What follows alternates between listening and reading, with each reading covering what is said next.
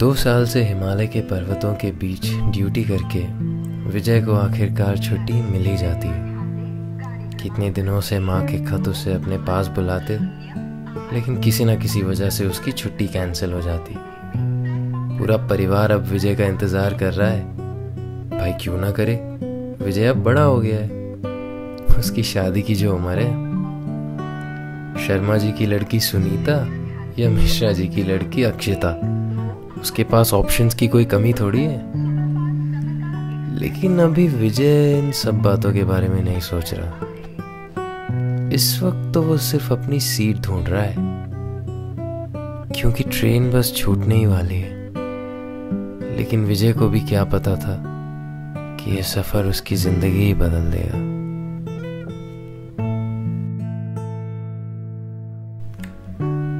Fifty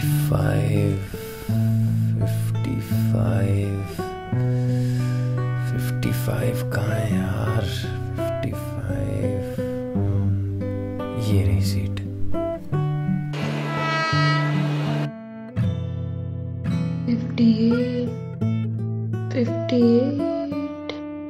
fifty eight ये रही seat.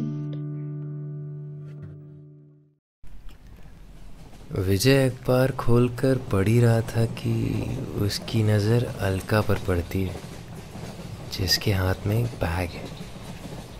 Alka अपना बैग सीट के नीचे रखने की कोशिश करती है, लेकिन बैग के भारी होने की वजह से कर नहीं पाती। विजय उठकर उसकी मदद करता है और वो दोनों अपनी अपनी सीट पर बैठ जाते हैं। तो आप आर्मी में हैं? जी। कहाँ पर? हिमाचल, कांगड़ा डिस्ट्रिक्ट। वाह, फिर तो आप पहाड़ों और वादियों के बीच रहते होंगे। हाँ, अब तो आदत सी हो गई है। पता है, मैंने आज तक बर्फीले पहाड़ नहीं देखे। हाँ, जब मैं ग्रेजुएट हो जाऊंगी सबसे पहले हिमाचल की टिकट काटूंगी। लगता है आपको पहाड़ों से बहुत लगाव है। जी, बिल्कुल सही कहा आपने। वो रणबीर की फिल्म देखी है? लेट मी गेस, ये जवानी है दीवानी, माय फेवरेट फिल्म। नाइस। तो आप क्या पढ़ती हैं? सच कहूँ तो कुछ ज़्यादा पढ़ती नहीं हूँ, लेकिन नाम के लिए बीबीए में एडमिशन लिया है। आपको कितना टाइम हो गया सर्विस में? 2 साल एकेडमी के बाद। नाइस। तो आप पहले से ही आर्मी ज्वाइन करना चाहते थे? नहीं, पहले मैं कुक बनना चाहता था। तो फिर? एक्चुअली मेरी माँ बहुत अच्छा खाना बनाती थी बचपन में। आई सी। और मैं हमेशा सोचता था कि आखिर वो ऐसा क्या डालती है खाने में। तो कोशिश करते करते सीख। तो फिर आर्मी में कैसे? पापा की चाह थी। वो चाहते थे कि मैं डिफेंस में रह के कंट्री को सर्व करूं। और जैसे जैसे मैं बड़ा हुआ, पापा के इमोशंस और थॉट्स मेरे थॉट्स बन गए और बस निकल गया इस सफ़र में। इस मामले में मैं बड़ी अलग हूँ। मेरे पापा मम्मी चाहते थे कि मैं डॉक्टर बनूँ, लेकिन हर जगह या तो कोई इंजीनियर बन रहा है या फिर डॉक्टर। मैंने तो लड़के अपना एडमिशन ले लिया दूसरे कॉलेज में। ज़िंदगी में कोई एम है आपका? क्या ज़िंदगी में एम होना ज़रूरी है? मतलब हम बस जी नहीं सकते? ऑब्वियसली, पर आई बिलीव आप इंडिपेंडेंट होना पसंद करेंगी, ना कि कोई आपके बिल्स पे करे। Sure, but that is easy. Well, हम क्या बात कर रहे हैं? Good point. वैसे आप कहाँ तक जा रहे हैं? झांसी। और आप? भोपाल। ग्रेट। चाय चाय चाय एक चाय गरम चाय चाय। भैया एक चाय देना। आप लेंगी? जी, मुझे भी दे दीजिए। ये लीजिए 20 रुपये। अरे, आप क्यों कष्ट कर रहे हैं? मैं दे दूँगी। Please, it's all right. लेकिन ये वाली मेरी तरफ से, आगे आप पिला देना। ओके। रेलगाड़ी की आवाज़ गूंजती रही और सफ़र यूं ही आगे बढ़ता रहा। शाम होने को आ गई थी और अब तक मानो विजय और अलका ऐसे बात करने लगे थे जैसे एक दूसरे को सदियों से जानते हो। लेकिन किसे पता था कि इस रेलगाड़ी की धड़कती आवाज़ भी विजय के धड़कते दिल की आवाज़ को छुपा नहीं पाएगी। तो स्कूल में मैं एक लड़की से मोहब्बत करने लगा। ओहो। लेकिन वो मुझसे नफरत करती थी। मैं इतना भोंदू था कि उसके असाइनमेंट्स भी लिखता था उसे इम्प्रेस करने के लिए। यहाँ तक कि कभी कभी उसका बैग भी उठाता था, पर वो इस चीज़ का फ़ायदा उठाने लग गई। और एक दिन मुझे ये समझ आ गया कि मेरी डिक्शनरी में एक नया वर्ड ऐड कर देना चाहिए। कौन सा? Self respect. बहुत सही किया आपने। सच कहूँ तो ऐसी लड़कियाँ बिल्कुल पसंद नहीं मुझे, जो दूसरे के दिलों को खिलौना समझती है। मेरी एक दोस्त थी जो एक लड़की के साथ ऐसा कर रही थी। मैंने तो अच्छा सबक सिखाया था उसे। और आप? मैं? आपने कभी किसी से देखिए, आप कंफर्टेबल नहीं है तो इट्स ऑल राइट। ऐसी बात नहीं है, बस यू नो कभी कभी हम अपनी किताब के उन पन्नों को इतना अंदर दबा देते हैं कि वापस देखने की हिम्मत ही नहीं होती। पर ठीक है, था एक मेरे स्कूल में भी।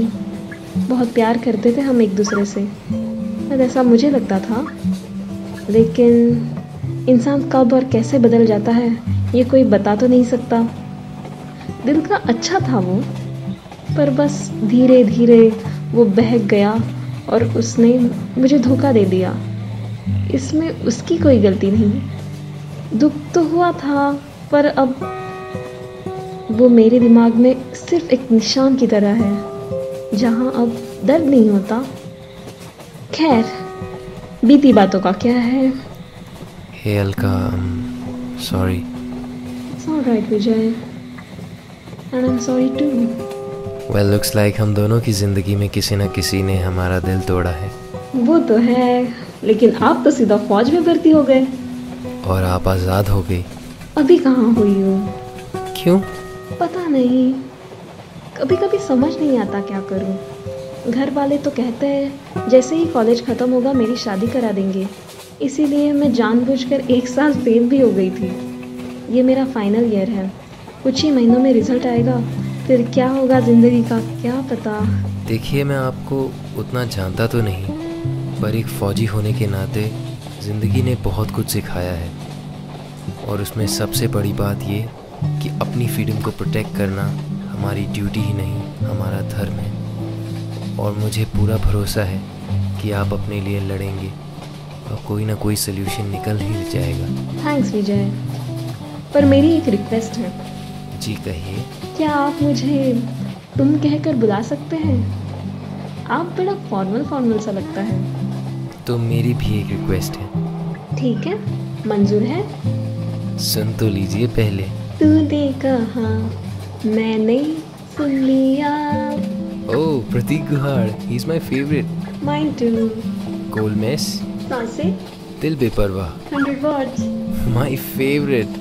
क्लास अपार्ट, तुम जब पास आती हो।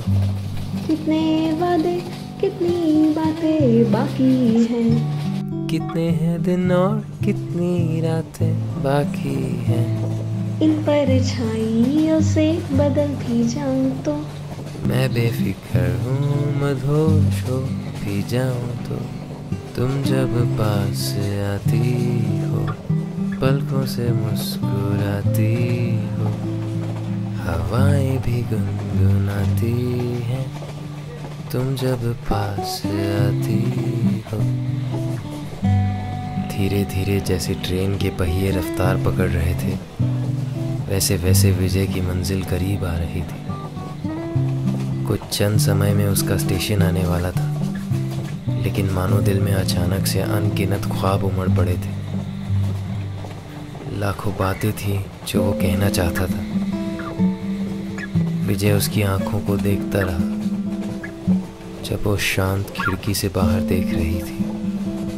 हवा उसके बालों को उड़ाते जा रही थी और समय बस बीतता जा रहा था। ये जिंदगी भी कितनी अजीब है ना। कभी कभी अनजान मुसाफिर भी सालों पुराने दोस्त जैसे बन जाते हैं। सच कहा, क्या पता कब कोई मिले जिससे सी ताल जुड़ जाए। जल्दी स्टेशन आने वाला है, सामान निकाल लेता हूँ। हाँ। वैसे कभी अगर फुर्सत हो तो भोपाल ज़रूर आइएगा। वहाँ के छोले कुलचे बहुत फेमस हैं। ओह ज़रूर, अगर वक्त मिला तो। फिर वापस कब जा रहे हैं?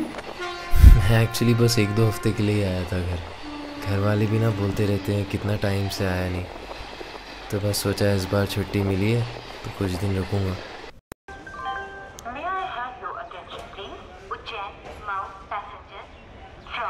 तुमसे मिलकर अच्छा लगा विजय। तुमसे भी अलका। चलिए, अपना ख्याल रखिएगा। दोनों ने एक दूसरे का हाथ मिलाया और विजय अपने कदम बढ़ाता हुआ ट्रेन के डिब्बे से उतर गया। अलका शांत होकर बैठी रही, जैसे कुछ कहना था उसे, इसलिए बड़ी बारीकी से उसने विजय का हाथ पकड़ा था। उसकी तरफ देखती रही।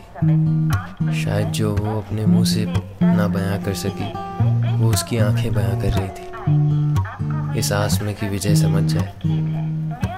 ट्रेन ने सीटी बजाई और गाड़ी स्टेशन से चल पड़ी। मानो अलका की सांस अटक गई। वो खिड़की से बाहर स्टेशन की तरफ देखती रही, आंखों में हल्के से आंसू और एक आशा कि शायद कहीं वो दिख जाए तो उसे बुला लूं और जो कहना है वो कह दूं। लेकिन इस भीड़ में मानो एक अनसुने ख्वाब की तरह वो गायब हो गई और ट्रेन स्टेशन छोड़ के आगे बढ़ गई। अलका का दिल भारी सा होने लगा, लेकिन अब क्या फ़ायदा। तभी अचानक से एक आदमी हाँफता हुआ पीछे से आया और अलका मुड़ी देखने के लिए। वहाँ उसने विजय को खड़ा पाया। मैं सोच रहा था कि भोपाल के छोले भटूरे अगर इतने ही अच्छे हैं तो क्यों ना एक बार चख के आ जाऊं। क्या पता फिर मौका मिले ना मिले। अलका उसकी तरफ चल कर आई और उसका हाथ पकड़कर कहा, मेरा भी यही ख्याल है।